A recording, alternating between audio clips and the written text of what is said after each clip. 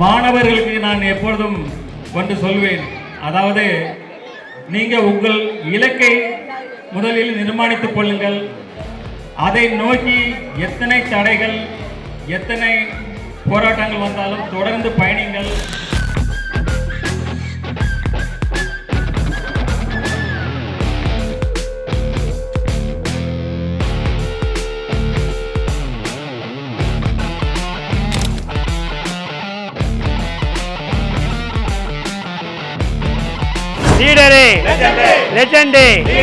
பள்ளி கல்விகளுக்கு வந்து நிறைய இன்னும் அண்ணாச்சி மாதிரி இருக்கிறவங்க நிறைய தொழிலதிபர்கள் வந்து இன்னும் முன் வந்து எடுத்து இன்னும் கொஞ்சம் நல்லா ஸ்பான்சர் பண்ணாக்க தமிழ்நாட்டில் வந்து ஐஏஎஸ் ஐபிஎஸ் இந்த மாதிரி உள்ள யூபிசி தேர்வு எழுதி நிறையா அதிகாரிகள் உருவாகிறதுக்கு நிறைய வாய்ப்புகள் இருக்குது.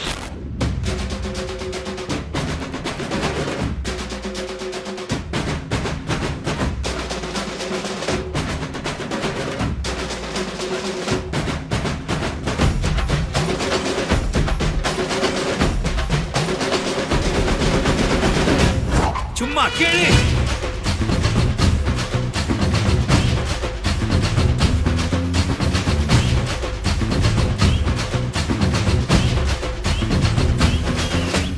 நான் தாண்டா இனிமேல் வந்து நின்னா தர்பாரு உன்னோட கேங் நான் தாண்டா லீடு. காமராஜ் அவர்களை கிங் மேக்கர் என்று சொல்கிறோம்.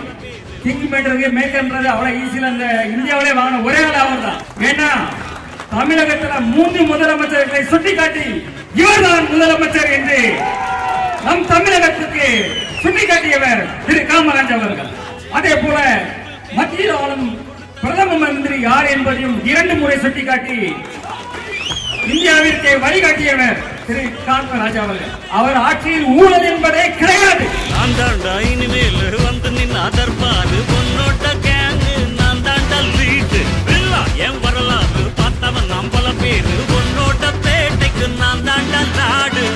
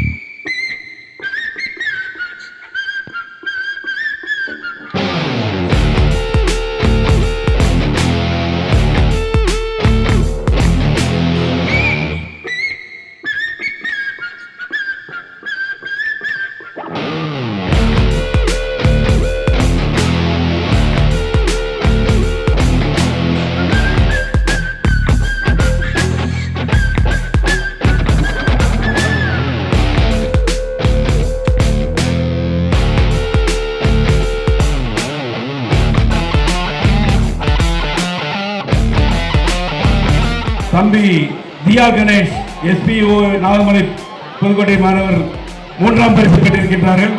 அவர்களுக்கு இந்த நினைவு பரிசினை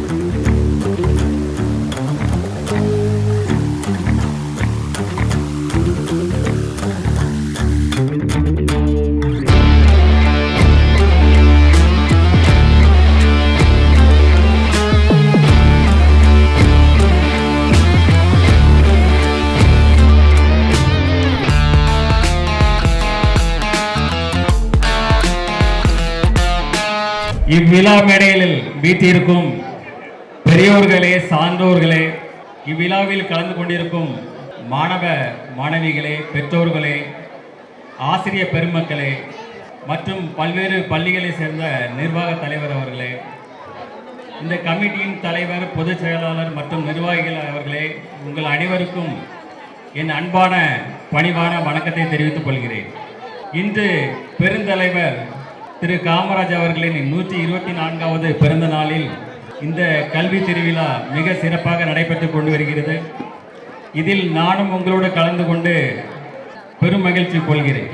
திரு காமராஜர் அவர்கள் வந்து இதே மண்ணில் பிறந்தார், இந்த பள்ளியில் கல்வி பயின்றார். ஆனால் நம் தமிழக மக்கள் அனைவரதும் மனதிலும் இன்றும் என்றும் நிலைத்து இருக்கிறார். அதற்கு காரணம் என்று கேட்டீர்கள் என்றால், அவர் செய்த நல்லாட்சி, நல்ல திட்டங்கள், மக்கள் நலன் கருதி அவர் செயல்பட்ட அனைத்து விஷயங்களிலும் மிக முக்கியமானது இந்த கல்வித்துறையாகும். இந்த கல்வித்துறை அவர் ஆட்சி ஏற்ற போது 1954 வெறும் 6% மக்கள் மட்டுமே கல்வி அறிவு கொடுக்கப்படக்கூடிய சூழ்நிலை இருந்தது. ஆனால் அவர் தன் தமிழக மக்கள் அனைவருக்கும் இந்த கல்வியை கொண்டு சேர்க்க வேண்டும் என்று கிராமந்தோறும் பள்ளிகளை உருவாக்க வேண்டும், அதற்கான செயல் திட்டங்களை வகுத்தார். மேலும் அதற்கு வலு சேர்க்கும் வகையில் இலவச கல்வி, மதிய உணவு திட்டம் போன்ற திட்டங்களை அமல்படுத்தி மிக சிறப்பாக செயல்படுத்தி வந்தார். அந்த திட்டங்கள் இன்றும் தொடர்ந்து செயல்பட்டு வந்து கொண்டிருக்கிறது. அந்த அளவுக்கு ஒரு தீர்க்க தரிசியாகவும் மக்கள் நலனில் பெரும் அக்கறையோடும் கல்விக்கு மிக முக்கியத்துவம் கொடுத்ததால தான் நம்ம அனைவராலும் கல்வி தந்தை என்று போற்றப்படுகிறார். தங்கள் தொழிலை விட்டுவிட்டு பள்ளி நிர்வாகத்திற்காக மிக தன்னை அர்ப்பணித்துக் கொண்டு 3000-4000 குழந்தைகள் படிக்கிற பள்ளிகளுக்கு தன்னால் சமூக சேவை ஆற்றி வருகிறார். அதில் எந்த ஒரு பிரதிபலனும் பாராமல் மக்கள் பள்ளியில் நல்லா படிக்க வேண்டும் என்ற ஒரே காரணத்திற்காக மிக சிறப்பாக செயல்பட்டு கொண்டிருக்கிறார்கள். அவர்களுக்கு இந்த நேரத்தில் என் மனமார்ந்த வாழ்த்துக்களை தெரிவித்துக் கொள்கிறேன். மாணவர்களுக்கு நான் எப்பொழுதும் ஒன்று சொல்வேன், அதாவது நீங்கள் உங்கள் இலக்கை முதலில் நிர்மாணித்துக் கொள்ளுங்கள்.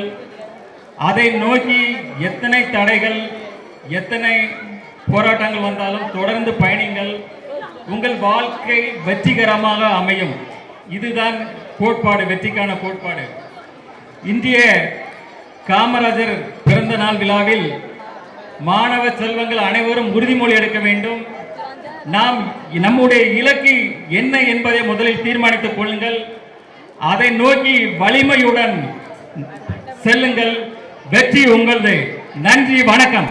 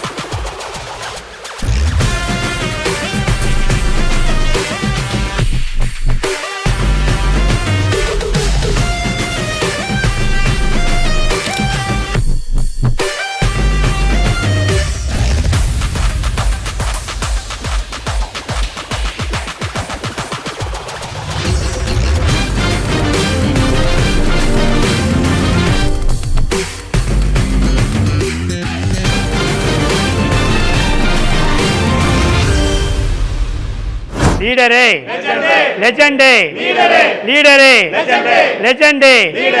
நான் வந்து தஞ்சாவூர் மாவட்டத்திலேருந்து வந்திருக்கேன். நான் அண்ணன் லெஜண்ட் சரவணன் அண்ணாச்சி அவங்களுடைய ரசிகர் மன்றத்தில் இருக்கேன். இன்றைக்கி வந்து ஏழையில் பங்காளன் பெருந்தலைவர் காமராஜர் அவர்கள் பிறந்தநாள் விழா இன்று சீரும் சிறப்புமாக தமிழ்நாடு முழுவதும் இல்லாமல் உலக அளவிலும் இன்று கொண்டாடப்பட்ட நாளாக இருக்கிறது. அந்த பக்கம் டெல்லிக்கு அந்த பக்கம் தான் வந்து ஐபிஎஸ் ஐஏஎஸில் வந்து இன்றைக்கி நிறையா வந்துகிட்டு இருக்காங்க. பள்ளி கல்விகளுக்கு வந்து நிறையா இன்னும் அண்ணாச்சி மாதிரி இருக்கிறவங்க நிறையா தொழிலதிபர்கள் வந்து இன்னும் முன் வந்து எடுத்து இன்னும் கொஞ்சம் நல்லா ஸ்பான்சர் பண்ணாக்க தமிழ்நாட்டில் வந்து ஐஏஎஸ் ஐபிஎஸ் இந்த மாதிரி உள்ள யூபிசி தேர்வு எழுதி நிறையா அதிகாரிகள் உருவாகிறதுக்கு நிறையா வாய்ப்புகள் இருக்குது. Real hero legend Saravanan sir நற்பணி மன்றம் மூலமாக சார் வந்து கோயில்பட்டிக்கு வருகை தந்து பெருந்தலைவர் காமராஜர் அவர் பிறந்தநாள் அன்னைக்கு சிலை, வெண்கலை சிலையை திறக்க வந்திருக்காங்க. இதுபோல் அண்ணாச்சி வந்து பல்வேறு நலத்திட்டங்களும் பல்வேறு பெருந்தலைவர் காமராஜர் மாதிரி பல்வேறு சிறப்பு பணிகள் செய்யும்போது எங்கள் அகில இந்திய லெஜண்ட் சரவணன் தலைமையில் செயல்படும் சாரை வந்து நாங்கள் கேட்டுக்கொள்கிறோம். சார் அதன்படி சிறப்பாக எங்களுக்கு இதெல்லாம் சிறப்பாக செஞ்சு கொடுத்துட்ருக்காங்க.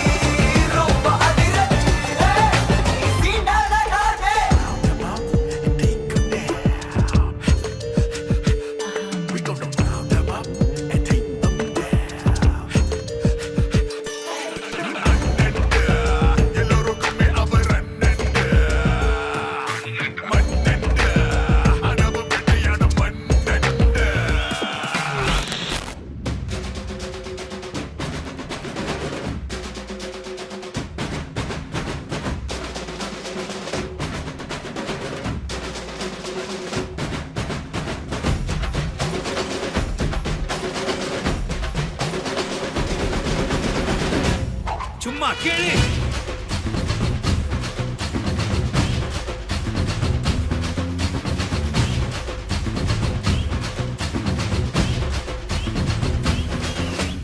நான் தாண்டா இனிமேலு வந்து நின்னா தர்பாரு உன்னோட்ட கேங்கு நான் தாண்டா லீடு எல்லாம் என் வரலாறு பார்த்தவன் நாம் பல பேரு உன்னோட்ட பேட்டைக்கு நான் தாண்டா லாடு ரகட விட்டாக்கா ராக்கு நக்குறு எல்லாமே சிடுக்கா வந்தாக்கா சீக்கு நக்குறுன்னு நிறுத்த பார்த்தாக்கா நிறுக்கு நக்குறும் தொடாது அடிச்சா என்னாவ டண்டா நக்குறுன்னு நெருப்பு பேரோடு நீ கொடுத்த ஸ்டாரோடு இன்னைக்கும் ராஜா நான் கேட்டு பாரு கருப்பு தோளோடு சிங்கம் வரும் சீனோடு இடமே பத்திக்கும் அந்த மாதிரி சும்மா கிழி. நான் தாண்டா இனிமேல் வந்து நின்னா தர்பாரு உன்னோட்ட கேங்கு நான் தாண்டா லீடு என் வரலாறு பார்த்தவன் நாம் பல பேரு உன்னோட்ட பேட்டைக்கு நான் தாண்டா லாடு.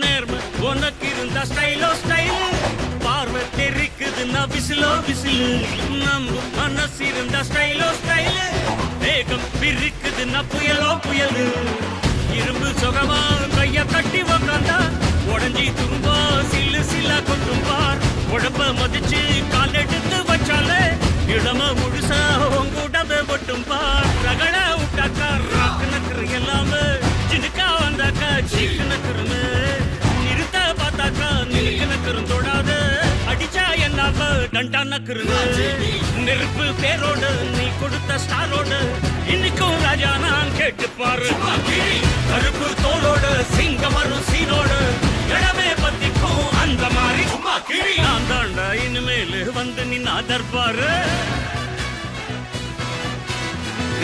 என் வரலாறு பார்த்தவன் நாம் பல பேர்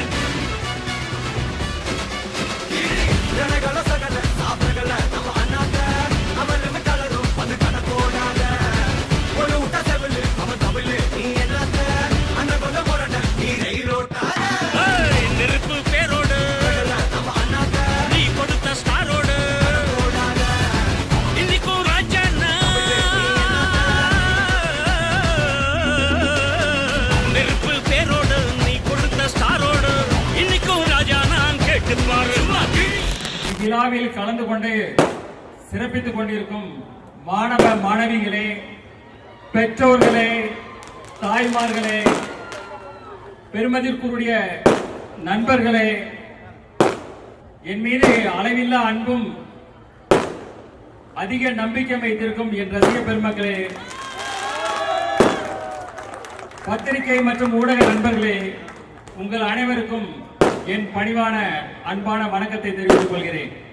இன்று உங்கள் அனைவருடன் இணைந்து பெருந்தலைவர் திரு காமராஜ் அவர்களின் திருவுருவச் சிலையை அவரது பிறந்த நாளான 124வது பிறந்த நாளான இன்று திறந்து வைப்பதில் பெரும் மகிழ்ச்சி கொள்கிறேன்.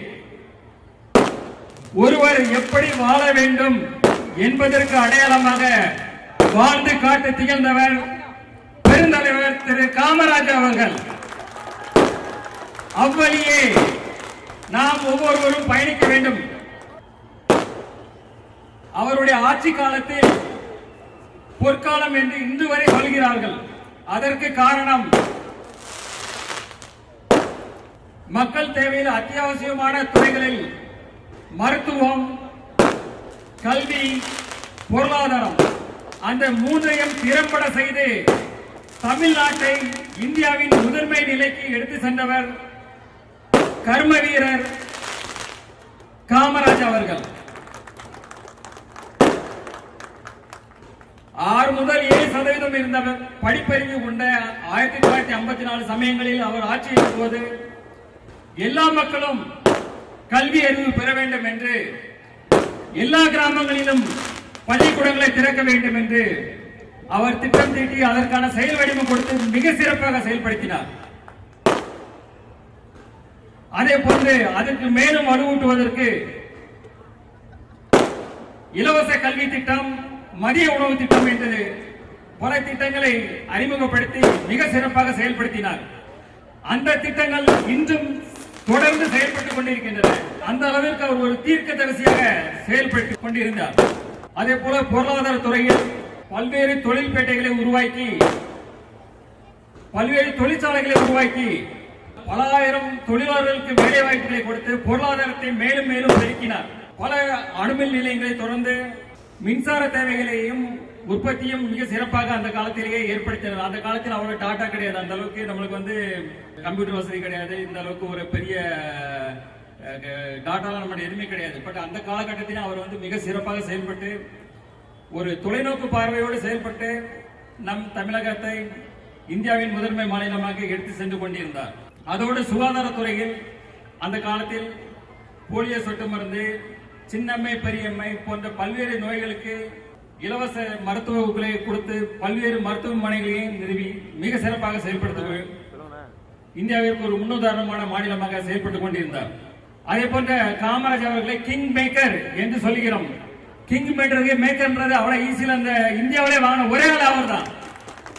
ஏன்னா தமிழகத்தில் 3 முதலமைச்சர்களை சுட்டிக்காட்டி இவர்தான் முதலமைச்சர் என்று நம் தமிழகத்துக்கு சுட்டிக்காட்டியவர் திரு காமராஜ் அவர்கள். அதே போல மத்தியில் ஆளும் பிரதம மந்திரி யார் என்பதையும் 2 முறை சுட்டிக்காட்டி இந்தியாவிற்கு வழிகாட்டியவர் திரு காமராஜ் அவர்கள். அப்பேற்பட்ட காமராஜர் தான் பொற்காலம் என்று சொல்கிறோம். அதற்கு மகுடம் வைத்தவர் போல் ஒரு விஷயம்தான், ஒன்றே ஒன்றுதான், அவர் ஆட்சியில் ஊழல் என்பதே கிடையாது. அவர் மறைந்த போது அவரிடத்தில் இருந்த பையில் இருந்த காசு, வங்கியில் இருந்த காசு வெறும் 125 ரூபாய் மட்டுமே. 4 கதர் சட்டை, 4 வேஷ்டி, ஒரு செருப்பு, ஒரு கண்ணாடி, ஒரு பேனா, அதுதான் அவர் சொத்து. 9.5 ஆண்டு காலம் ஆட்சி அமைத்த ஒரு முதலமைச்சரின் சொத்து அதுதான். அதை எண்ணி பார்க்க வேண்டும். இந்த நேரத்தில் காமராஜரின் 124வது பிறந்த நாளில் நாம் தமிழக மக்கள் அனைவரும் ஒரு உறுதிமொழி எடுக்க வேண்டும். அதாவது ஒரு சகோதரத்துவம், அதே போல எல்லோரும் சமூக அக்கறையோடு நாம வந்து குடும்பத்துக்காக ஓடுறோம், உழைக்கிறோம், காசு பணம் சம்பாதிக்கிறோம், அது வந்து தப்பே இல்லை, அது வந்து 100% அது வேணும், அதான் முதல்ல. ஆனா இதே போல சமுதாயத்துக்கு பாருங்க, இந்த மேடையில் இருக்கிற எத்தனை சமுதாய பணியாற்றுறாங்க பாருங்க. இதே போல ஒவ்வொருவரும் செய்யணும். ஏன்னா நம்ம சம்பாதிக்கிறோம் குடும்பத்துக்கு, அது வேற விஷயம். அதே போல சமூகத்துக்காக நம்ம ஏதாவது நம்மளால ஈன்ற நல்காரியங்களை எல்லோருமே செய்ய வேண்டும். ஏன்னா நம்ம வீட்டில் இப்போ ஒரு காய்கறி தோட்டம் போடுறோம், இல்லை ஒரு பழத்தோட்டம் போடுறோம், அதை பராமரிச்சாதான் அது நம்மளுக்கு அறுவடையாகி நம்மளுக்கு பயன்படுத்தக்கூடிய. அதே போல எல்லோரிடத்திலும் அன்பாக இருப்போம், எல்லோரிடத்திலும் நட்பு கரத்தோடு செயல்படுவோம், ஒரு புதிய அன்பான உலகை உருவாக்கும் என்று கூறி விடைபெறுகிறேன். நன்றி, வணக்கம்.